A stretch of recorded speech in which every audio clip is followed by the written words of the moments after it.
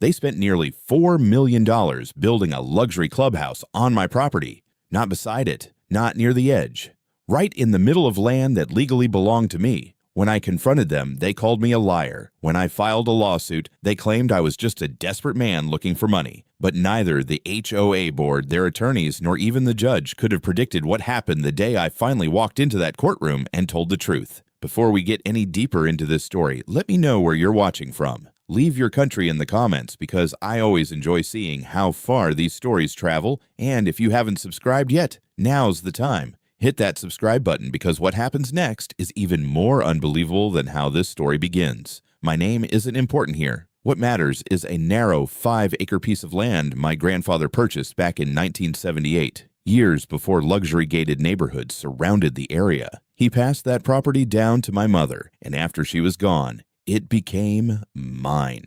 I never developed it because I never had a reason to. It remained exactly the way my grandfather loved it, quiet, heavily wooded, and untouched, while an enormous HOA community slowly expanded around every side of it over the years. Every few years, someone representing the Homeowners Association would contact me with the same offer, asking whether I was finally willing to sell. Every single time, my answer was no. I liked knowing those trees were still standing. I liked knowing that little piece of land was still part of my family's history. What I never imagined was that ownership itself would soon become the biggest battle of my life. Everything changed on an ordinary Tuesday morning when I happened to drive past my property and spotted bulldozers already at work. I slammed on my brakes so hard I almost sent my truck into the roadside ditch. Survey crews had marked the ground with stakes. Excavators were tearing through the soil. A construction trailer had already been parked in the exact place where my grandfather used to spend summer afternoons, sitting with his fishing chair. I climbed out of my truck, walked straight to the nearest construction worker, and asked the only question that mattered. "Why are you digging on my property?" He barely reacted. He simply shrugged and told me the HOA had approved the project. According to him, they were starting construction on a brand new clubhouse, swimming pool, and recreation center. He even mentioned that the board had approved everything nearly 18 months earlier. 18 months. During all that time, I had never received a single letter. Nobody had called me. Nobody knocked on my door. Nobody asked for permission. That same afternoon, I phoned the HOA office. I kept my voice as calm as I possibly could, even though my hands were shaking. The woman who answered sounded almost annoyed that I had interrupted her day. She casually informed me that the parcel I was asking about belonged to the Homeowners Association. "No," I replied. "That land belongs to me." She laughed. Actually laughed. That laugh is the reason this story exists. I demanded a meeting with the HOA board. Somehow it took 3 weeks before they could fit me onto their schedule. Conveniently, construction never slowed down for even a single day during that time. When the meeting finally arrived, I walked in carrying my grandfather's original deed, certified county records, and the official plat maps. I spread every document across the conference table like exhibits in a courtroom because deep down, I already suspected that was exactly where this dispute would eventually end up. The HOA president barely looked at any of it. Instead, he told me their surveyor had completely different boundary information and insisted that the county had already approved the community's expansion plans. As far as he was concerned, construction would continue exactly as scheduled. So I looked him in the eye and asked, "Are you seriously telling me you're building a $4 million clubhouse on land you don't legally own?" He smiled. He actually smiled. "We're building on HOA property," he said.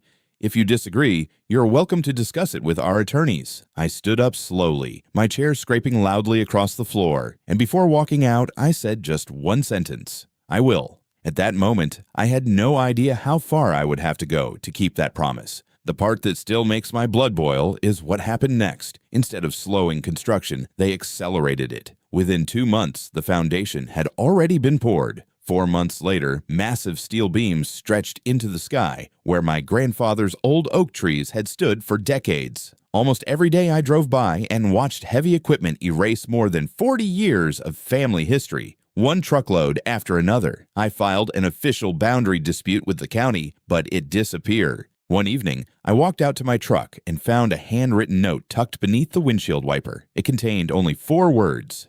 "Drop it, you'll lose." I never dropped it. Instead, I found an attorney. She wasn't from some giant law firm with dozens of partners. She was simply a relentless, experienced lawyer whose name most people would never recognize. After reading through every document I brought her, she looked up and said something I'll never forget. They're not just mistaken. They're unbelievably arrogant, and that's going to cost them. She immediately filed a lawsuit against the HOA, accusing them of trespassing, unjust enrichment, and illegally constructing a building on privately owned property. The HOA's insurance company panicked almost immediately. Before long, their attorneys contacted mine with a settlement proposal. They offered me a small payment for an easement, nowhere close to the true value of the property, along with a confidentiality agreement that would permanently prevent me from ever speaking publicly about what had happened. I rejected it. Then they came back with an even larger offer. Once again, I refused. By that point, the case wasn't about money anymore. It was about a $4 million building sitting on land that had belonged to my grandfather and carried generations of my family's history. The lawsuit stretched on for more than a year. There were depositions, endless delays, procedural motions, and every legal tactic imaginable. On paper, their legal team looked overwhelming. They had 3 attorneys. I had 1.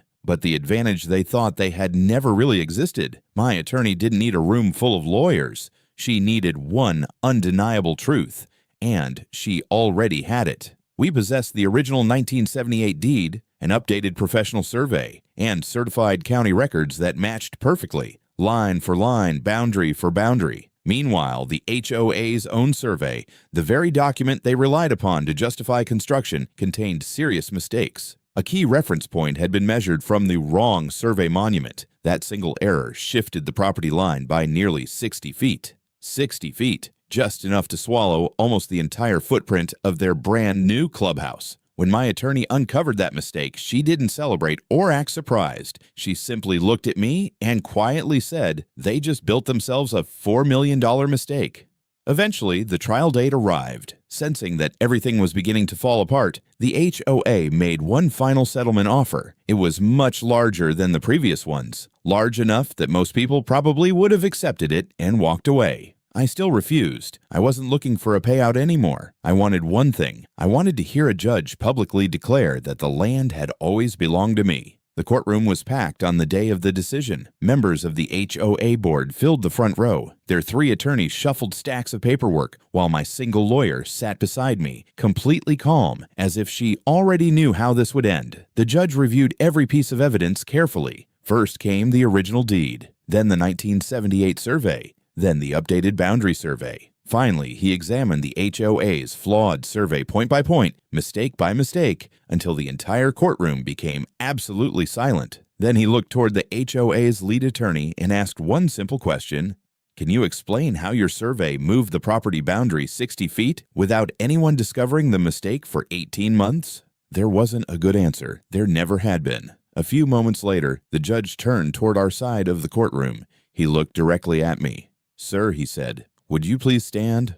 My heart nearly stopped. For more than a year, I had imagined every possible ending to that lawsuit. Not once had I imagined the judge asking me to stand before announcing his decision. I slowly rose to my feet, while my attorney briefly placed her hand on my arm, steadying me for whatever came next. The judge held my gaze for several long seconds before finally speaking the words I had waited more than a year to hear. This court finds that the property in dispute, including the structure currently being constructed upon it, rightfully belongs to you and has belonged to you continuously since 1978. The courtroom exploded, not with applause, with stunned gasps. The HOA president looked like every ounce of color had drained from her face. I simply remained standing, exactly as the judge had instructed. Then came the part that shocked everyone in that courtroom, even me. Because the clubhouse had been built entirely on my land, the court didn't merely return ownership of the property. It ruled that under the laws governing trespass and unjust enrichment, the $4 million clubhouse legally belonged to me as well.